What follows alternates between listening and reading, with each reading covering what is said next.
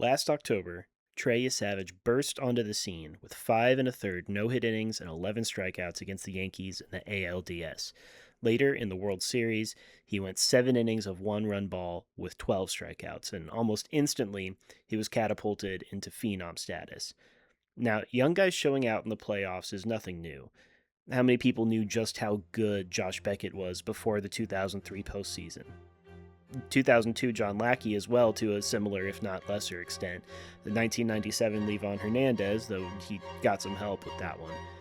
But I want to talk about a guy that did just this kind of thing, but doesn't get brought up as much in this day and age, which, to be fair, isn't surprising given that it was 35 years ago. I'd call him the Proto-Yesavage for clickbait purposes, but if we're being honest, he's a proto-Josh Beckett. I want to talk about 1991 Steve Avery.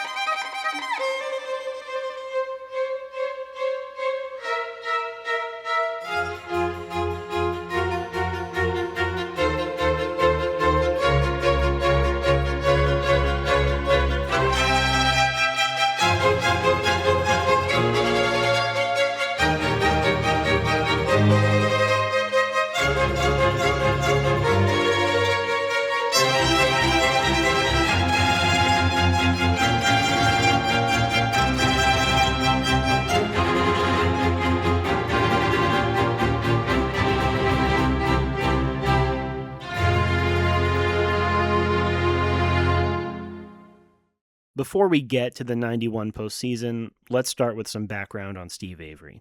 Now, much like Beckett and Yesavage, Avery wasn't an unheralded prospect. All three were drafted in the first round, with Avery specifically being taken 3rd overall in the 1988 draft out of his suburban Detroit high school. Steve climbed the ranks quickly, debuting in the major leagues a little over 2 years after being drafted. His rookie season was a mixed bag, though, and it wasn't entirely deserved. His ERA was exactly 2 runs higher than his FIP, and there were some real gem outings in this season. His first major league win saw him throw 7 complete innings of one-run ball against the Dodgers on June 26, which, funny enough, he'd repeat against the Dodgers again on August 10th. Later in August, he'd throw a complete game shutout against the Cubs. The ability was there, it was just a matter of making it work consistently at the big league level. And in 1991, he would do just that.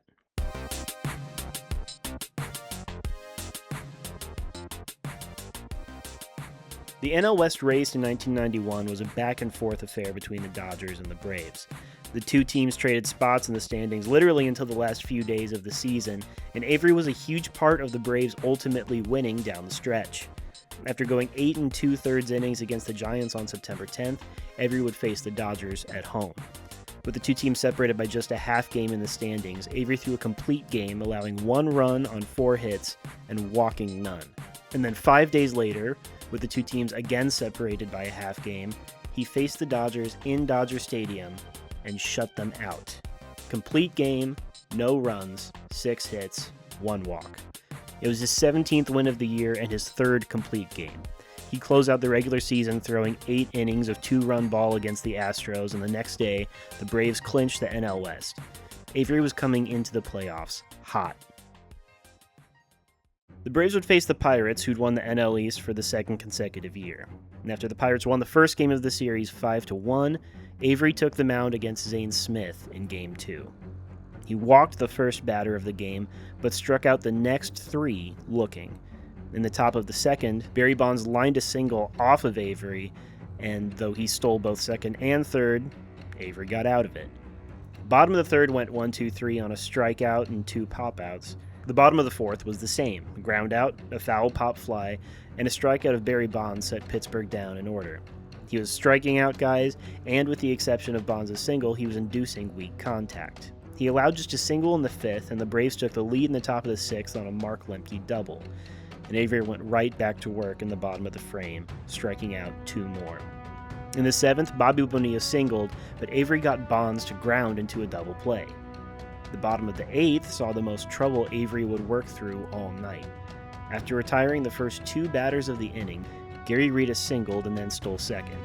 A Jay Bell infield single later, it was first and third with 2 outs, and Andy Van Slyke up to bat. Avery got Van Slyke to ground out to end the inning, but his night wasn't over. He came back out in the 9th. Bobby Bonilla got a double off of him, and Atlanta manager Bobby Cox left Avery in to face Bonds.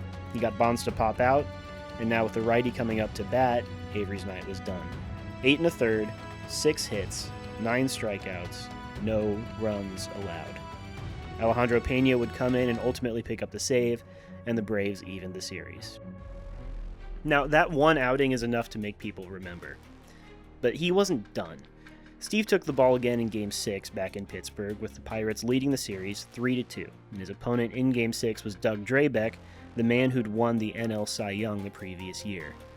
Facing the same lineup aside from Drabek that he'd faced in Game 2, Avery came out of the gates firing. He struck out Reedus, Bell, and Van Slyke in order in the bottom of the first. The next inning, he got Bonilla to pop out, and then struck out Bonds and Steve Buechele to again retire the side in order. After Don Slott singled to left but was thrown out at second, Avery got a ground out and struck out Drabek to again face the minimum in the third inning. In fact, through the first 7 innings of this game, Avery faced the minimum in 6 of them. The problem for the Braves, though, was that Drabek was pitching a shutout himself.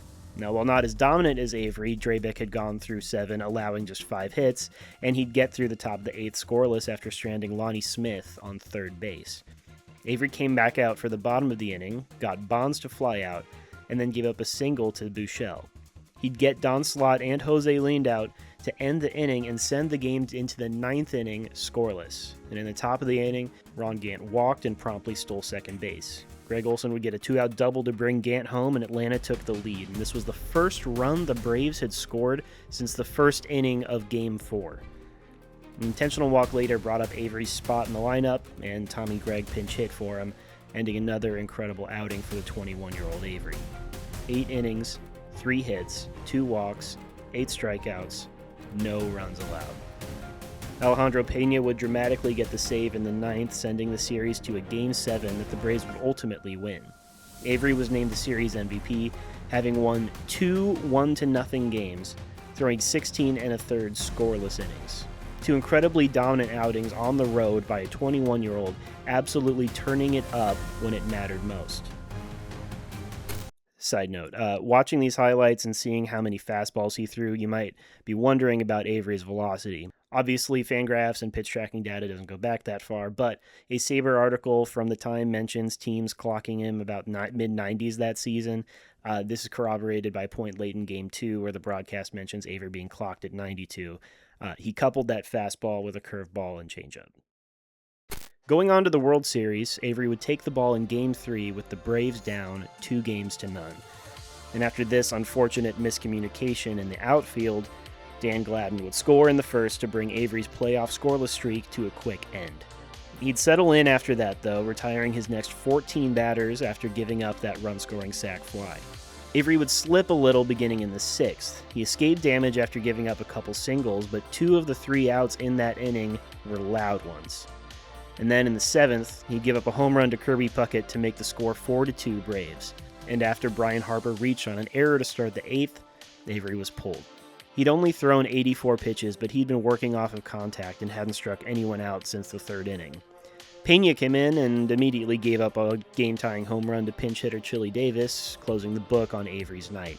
7+ innings, 3 runs, 2 earned, and 5 strikeouts. It was a no decision, but it was another good outing.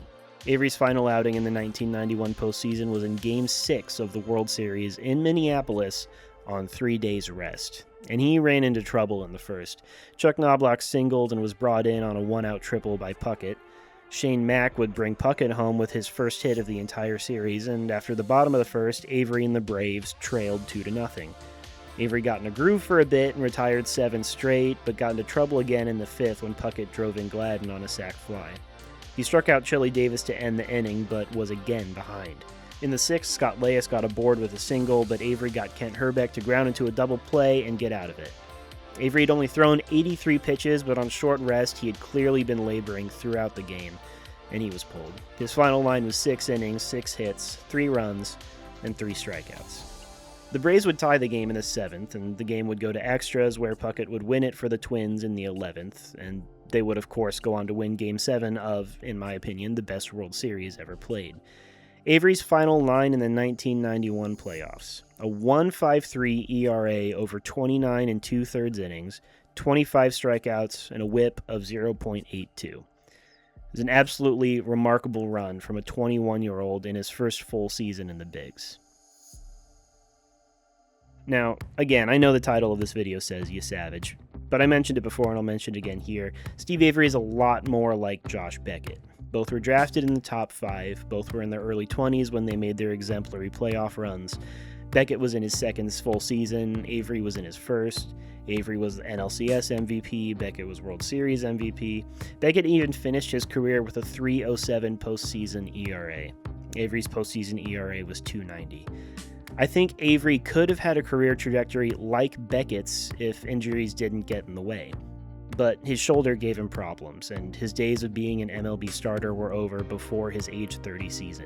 It's a tale that's a fairly common one from that time period. A young guy comes up and logs a huge workload early in his career, and ultimately gets injured and has his career cut short. It's a breed of pitcher that is like running backs in the NFL. Productive early, but their body breaks down. Hell, based on how good he was when he was hot, I don't even think it's too much of a stretch to say Steve Avery had the potential to be in the same tier as his rotation mates from the 90s Braves if his injuries didn't get in the way. But instead, he's in a tier alongside guys like Denny Neagle and Kevin Millwood, great rotation mates to the 3 Hall of Famers, but just not quite on the same level. One of my favorite things about Steve Avery is this. Even when injuries derailed his career, he didn't give up. After starting his last MLB game in 1999, he worked his way back and pitched for his hometown Detroit Tigers in 2003. After 3 seasons of basically not pitching, he made it back to the bigs. The guy started and ended his career with stories remarkable in their own way. Thanks for watching. I'm apparently good for 1 video upload a year now, but I'll try to speed that up. Check out the other 2 videos on my channel if you want, or subscribe and see if I upload more this season.